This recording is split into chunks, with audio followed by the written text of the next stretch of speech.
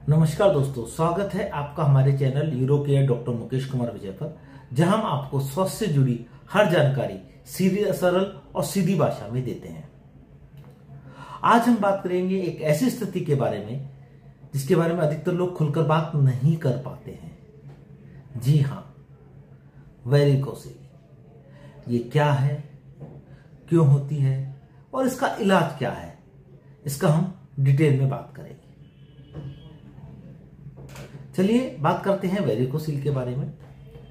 Varicocele क्या होता है? एक्चुअली जो हमारे अंडकोश होते हैं, जो हमारी टेस्टिस होती हैं, उनकी जो वेन्स वगैरह आती है, वेसल वगैरह होती है, उसमें सूजन आ जाती है, या फिर सरल भाषा में कहें तो उसमें ब्लड जमा हो जाता है।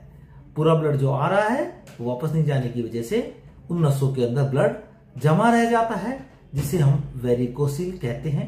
ये पंपिनिफॉर्म प्लेक्सस होते हैं जो कि सूज जाते हैं। और आसान भाषा में हम बात करें तो जो आपके वेरिकोसिल होती है, पैरों में वेरिकोसिल हो जाती है, जो वेरिकोस वेन हो जाती है, उसी तरह का वेरिकोसिल होती है। इसके जो मुख्य कारण होता है वो ब्लड का सही तरीके से फ्लो ना होना होता है। जो आपका ब्लड का फ्लो है वो सही ढंग से, जो ब्लड जितना ब्लड टेस्टिस में है उतना ब्लड वापस शरीर में जा नहीं पाता है, जिसकी वजह से ये वेरिकोसिल हो जाता है। तो जैसे मैं आपको बताया कि आसान भाषा में जैसे वेरिकोस वेन होती है, वैसे ही अंडकोश के अंदर भी वेन्स वगैरह में सूजन आ जाती है।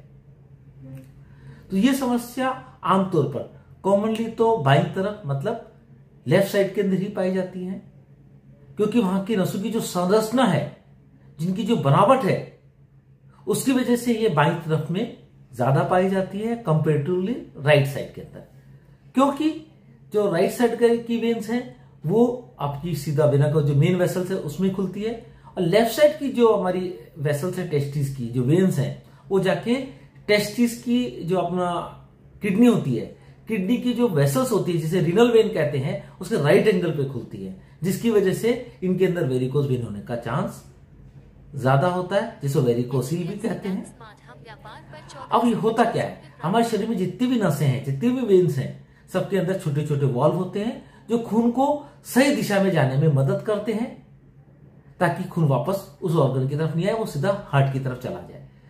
लेकिन जब ये वाल्व खराब हो जाते हैं या कमजोर हो जाते हैं तो खून वापस नीचे की ओर जमा हो जाता है, जमा होने लगता है, और उन नसों के अंदर जो वेन्स है उनमें सूजन आ जाती है, वो फूल जाती है, और यही होता है वेरिकोसिल। यही होता है वेरिकोसिल। ये यूजुअली युवाओं में पाया जाता है, जो यंग एज का पर्सन होते हैं, किशोर अवस्था में होते हैं, या युवाओं होते हैं, या युवाओं जो यंग एडल्ट होते हैं, लेस देन 30 ईयर, उनमें पाया जाता है। और भारत में तो लगभग 15% के करीब यह हो सकता है और देखा जाता है। किंतु हर वेरिकोसिल में लक्षण नजर नहीं आते हैं, लेकिन कुछ में कुछ आम लक्षण होते हैं। मुख्यतः ये 4 या 5 लक्षण आप देख सकते हैं कि वो आप में है या नहीं। अगर है तो आप यूरोलॉजिस्ट के साथ कांटेक्ट करें। ये क्या लक्षण होते हैं? पहला लक्षण तो है अंडकोश जो होता है आपका, जो टेस्टिस है, उसमें भारीपन या खिंचाव महसूस होना, अंडकोशों में भारीपन आना या खिंचाव लगना। दूसरा होता है खड़े होने पर दर्द का बढ़ जाना, या लेटने पर उसमें आराम मिल जाना। यानी खड़े होते हैं तो आपके टेस्टिस में दर्द स्टार्ट हो जाता है, लेटते हैं तो उसमें आराम मिल जाता है, क्योंकि वेरिकोस वेन जो होती है, वेरिकोसिल होती है, उसका ब्लड लेटने से अंदर शरीर में चला जाता है, तो आपको आराम मिल जाता है। अंडकोश के आकार में सडनली कुछ बदलाव देखने को मिल गया है, कि कोई अंडकोश आपका छोटा हो गया है, या जब आप अंडकोश को छूते हैं तो अंडकोश के ऊपर एक गांठ जैसी महसूस होती है, या कुछ पेशेंट में बांझपन, मतलब इनफर्टिलिटी हो रही है, या उनको भी उन्होंने स्पर्म का टेस्ट कराया फर्टिलिटी के पर्पज से, देखा कि स्पर्म की क्वालिटी खराब हो रही है, तो स्पर्म की क्वालिटी को भी ये असर करती है। तो ये सिम्टम्स होते हैं जिनको देख के समझ सकते हैं कि आपको वेरिकोस वेन हो सकती है। इनमें से आपको कोई भी लक्षण है तो तुरंत अपने यूरोलॉजी से संपर्क करें। डॉक्टर सबसे पहले क्या करेंगे? आपका शारीरिक जांच करेंगे, खासतौर पर खड़े होकर और लेटकर। खड़े होके आपके टेस्टिस और टेस्टिस के ऊपर पार्ट को वो हाथ लगा के चेक करेंगे, लेटा के भी चेक करेंगे। कई बार आपको खांसी करवाकर या पेट पे प्रेशर दबाकर, जिसको वाल्सोवा मैन्यूवर कहते हैं, वो करके भी आपकी जांच करते हैं। इसके बाद में डॉक्टर्स आपका एक विशेष जांच करवाते हैं, विशेष टेस्ट करवाते हैं, जिसको बोलते हैं स्क्रोटल अल्ट्रासाउंड विद डॉपलर। कई बार डॉपलर के साथ में करते हैं, कई बार विदाउट डॉपलर के साथ में स्क्रोटल अल्ट्रासोनोग्राफी करते हैं, जिससे अपने आपकी नसों में सूजन या ब्लड फ्लो की जानकारी मिलती है। इस तरह तो आपका कंफर्म हो जाता है कि आपको वेरिकोसिल है या नहीं। और वेरिकोसिल आपका लगता है तो कुछ पेशेंट में जिनको इनफर्टिलिटी की प्रॉब्लम है या फिर आपकी हाई ग्रेड की वेरिकोसिल है, ऐसे में डॉक्टर्स स्पर्म एनालिसिस भी करवाते हैं, जिससे आपका फर्टिलिटी पर पड़ने वाला असर के बारे में जाना जा सकता है। क्या आपकी फर्टिलिटी में कोई फर्क पड़ रहा है कि नहीं पड़ रहा है इन वेरिकोसिल की वजह से, क्योंकि स्पर्म एनालिसिस से आपका स्पर्म की क्वालिटी और क्वांटिटी के बारे में पता पड़ता है। और वेरिकोसिल क्योंकि वेरिकोसिल को अफेक्ट कर सकती है, तो उसका जांच भी करना आवश्यक होता है। अब बात करते हैं वेरिकोसिल की क्या क्या ग्रेड्स हो सकती है, क्या क्या प्रकार हो सकते हैं।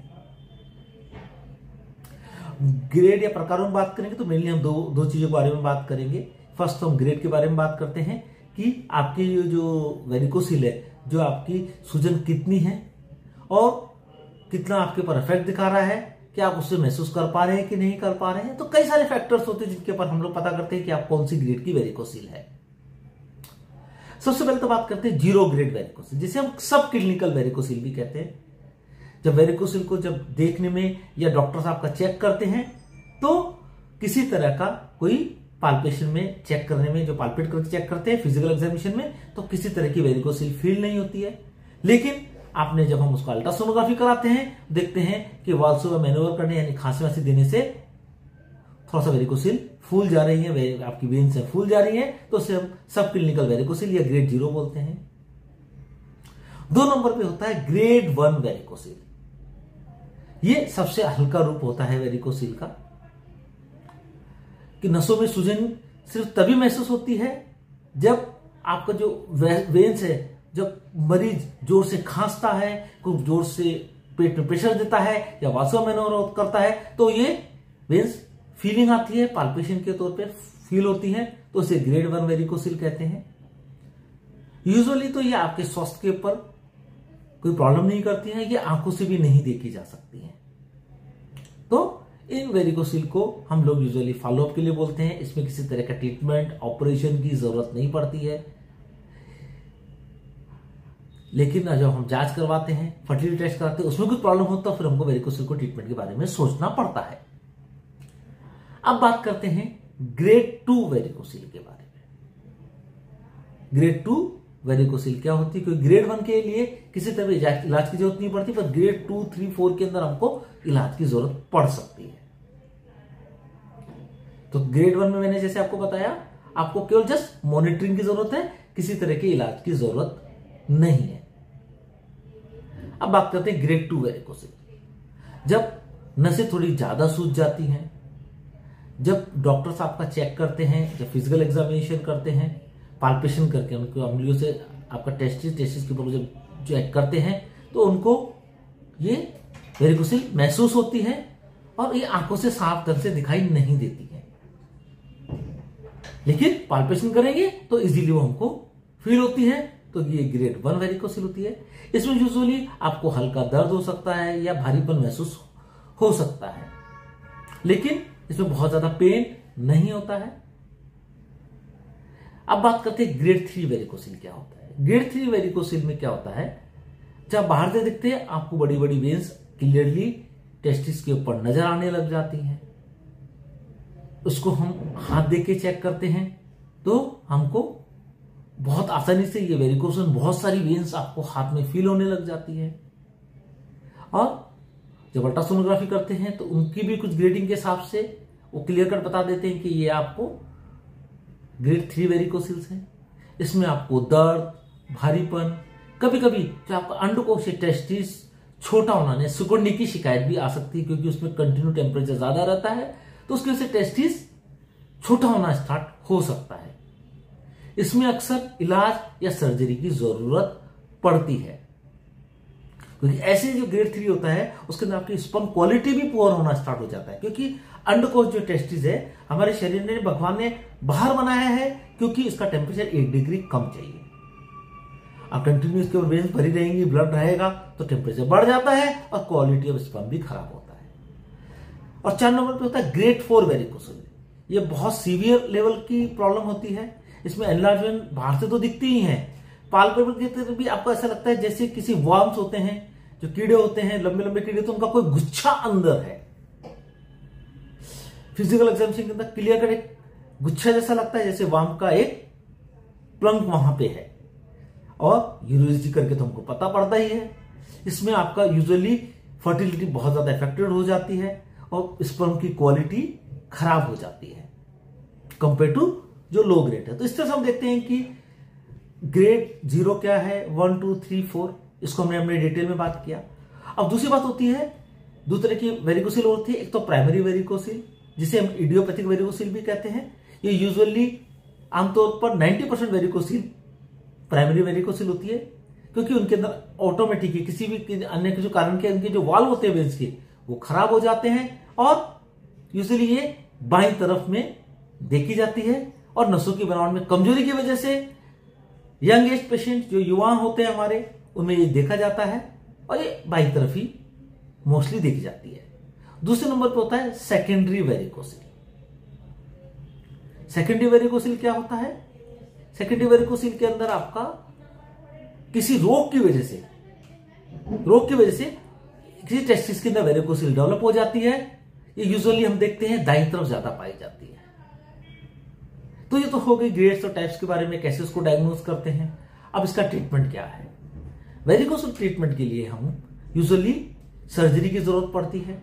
आपका अगर स्पर्म क्वालिटी खराब है, आप फर्टिलिटी नहीं कर पा रहे हैं, तो इसको लेप्रोस्कोपिकली या माइक्रोस्कोपिकली जो एक्स्ट्रा वेन्स हैं उनको हम बांध देते हैं, ऑपरेशन करके उनका बांध देते हैं और बांध करके हम उसको ऑपरेशन करते हैं, जो कि यूजुअली आज के टाइम में माइक्रोस्कोपिकली करते हैं, लेप्रोस्कोपिकली कम करते हैं। उसके अलावा भी एक एम्बुलाइजेशन भी होता है, पर एम्बुलाइजेशन करने से उसका सक्सेस रेट इतना ज्यादा नहीं है। तो फ्रेंड्स, अगर आपको ये लक्षण है, आपको टेस्टिस के बहुत ज्यादा लक्षण हो रहे हैं या इनफर्टिलिटी हो रही है बिकॉज ऑफ वेरिकोसिल, ऐसे बीच में हमको ऑपरेशन की जरूरत पड़ती है। अभी कुछ मिथ होते हैं जिसके बारे में हम बात करते हैं कि ये मिथ सही है या गलत है। एक मिथ होता है कि अगर आपको वेरिकोसिल है तो आपको इनफर्टिलिटी हो जाएगी। नहीं, ऐसा नहीं होता है। इनफर्टिलिटी होने का चांस होता है कि अगर आपके वेरिकोस वेन की वजह से आपकी क्वालिटी खराब हो गई है, लेकिन उसका ट्रीटमेंट के बाद में वो ठीक भी हो जाती है। दूसरा नंबर, लोगों के मन में होता है कि वेरिकोसिल एक सेक्सुअल ट्रांसमिटेड डिजीज है। नहीं, ये किसी तरह की सेक्सुअल ट्रांसमिटेड डिजीज बीमारी नहीं है। 3 नंबर, लोगों की मिथ होता है कि ये कैंसर कर सकती है। नहीं, वेरिकोसिल कभी भी कैंसर नहीं करती है। तो फ्रेंड्स, आज हमने वेरिकोसिल के बारे में डिटेल में बात किया। ये क्यों होती है, क्या होती है, क्या इसके टाइप्स होते हैं, क्या इसका ट्रीटमेंट है। अगर आपको मेरा वीडियो पसंद आया है तो शेयर कीजिए, सब्सक्राइब कीजिए, लाइक कीजिए। और अगर आपको कुछ वीडियो आपको चाहिए कि हमको इस टॉपिक के वीडियो के बारे में और सुनना है, समझना है, तो उसके बारे में मेरे कमेंट बॉक्स में दे सकते हैं, जिसका मैं जल्द से जल्द बनाकर आपके सामने प्रस्तुत करने की कोशिश करूंगा। नमस्कार।